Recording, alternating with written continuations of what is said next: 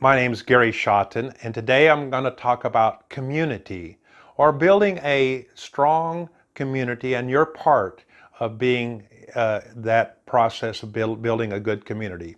I have a good friend that's up in the country and town of Eldoret, Kenya, and they're putting in a rock quarry.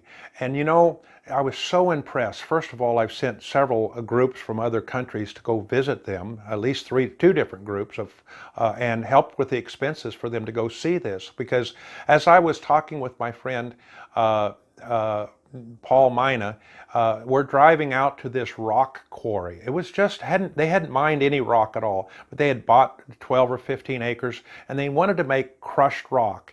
And they determined that in order to, by what they're going to do, they're going to employ 40 or 50 employees or have heavy equipment. And they determined that there were going to be good community builders. They're going to help the community. So they surveyed the need for a road. And you know, the authorities could have built the road, but they built the road. It was a road about a mile long to get to the main road. So they made this road because it helped them, but also helped the community. They also determined up front that they would survey the elderly people in that area, and they would do something special to help those elderly people in their needs. They also determined that they would build playgrounds and they would build something for the small children. So this is an organization that is just awesome. They are coming in to do business, but they're building the community. They're building up the community on their own expense. And God sees that. He wants you to be a part of your community and help bring about good things. You see, there's a whole lot more than just having business. And if you don't have certain elements in your community, you almost have to have them. I just got off the phone with my friend up that's serving the people in a town called Beni, Congo. And just this last week, terrorists came in, killing, shooting. The church people, the pastors had to run into the bush, into the countryside. The people are afraid. Well, this is not a community that you can do much business in. You know, the looters would come in and steal, and then put to fire what they couldn't haul away. And he told me that they even found out that I asked about the authorities. What about the army? What about the policemen? He said, well, it's been proven, and it happened over again, that sometimes after one of these lootings and some of this difficulty, that some of the people in authority, some of the people in the army, they find definitely some of the looting, some of the products that were stolen are in the military buildings. So they participated. They were not only afraid to stand up and do their job, but they actually became benefited because they participated with us. This is not a community that you can do good business. So we are trying on the big picture, encouraging that the community to be built strong and be friendly to business. What are the things you need? Well, you need education. You know, if your children can't go to school, if you can't get the people to basically the basics of education, reading, writing, and arithmetic or mathematics, and you can't read a book, you can't understand, how is that community going to prosper? You need hospitals, and you need a police department, you need safety, you need a water and utilities. How many African countries, I've been in several, where the electricity is not consistent, or it's always going off, or there's not enough electricity. In one case, I was in a town that you only had electricity every other day. So Monday, Wednesday, and Friday was your days that week to have electricity, and the other stores could have it on the other 3 days out of the 6-day week.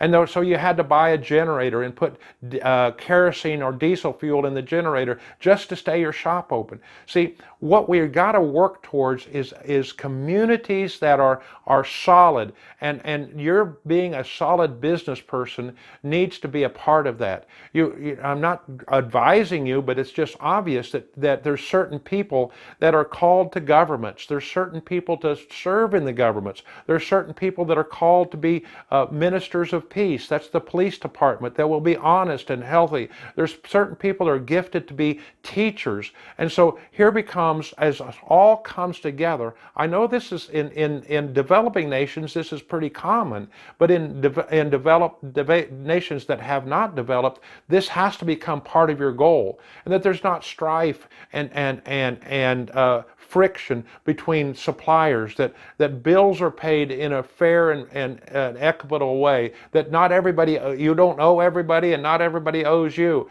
Another example in Poland was that the businesses put on their staff, everyone paid for a lawyer, full-time lawyer, in order to get paid, because they had to, after invoice, immediately start initiating legal action, because they knew they wouldn't get paid unless they did that to the person that they supplied the goods to.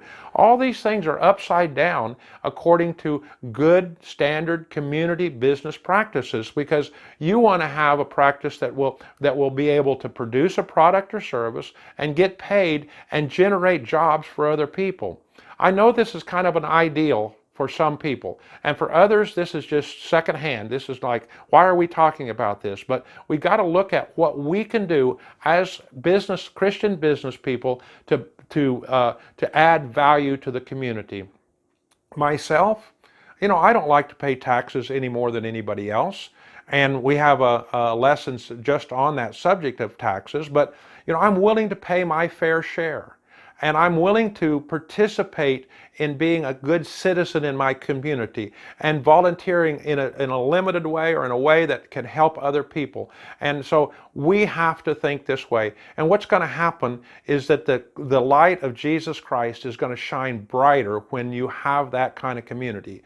And when it becomes really business friendly, then other people want to come there to do business, come there to live, come there to put their children in the schools. And now you're starting something that's completely honoring to God, in a way that good people are involved with life. Life that has parks and recreation. We have a most amazing park in my city. If I told you what was spent to build that park, you could just not imagine. But it's drawing other companies and businesses to our community so that we can have a better and stronger economy. So I hope this makes sense to you. I hope that you can understand this is part of the big picture. Thanks for being a part of Inspiring Better Business.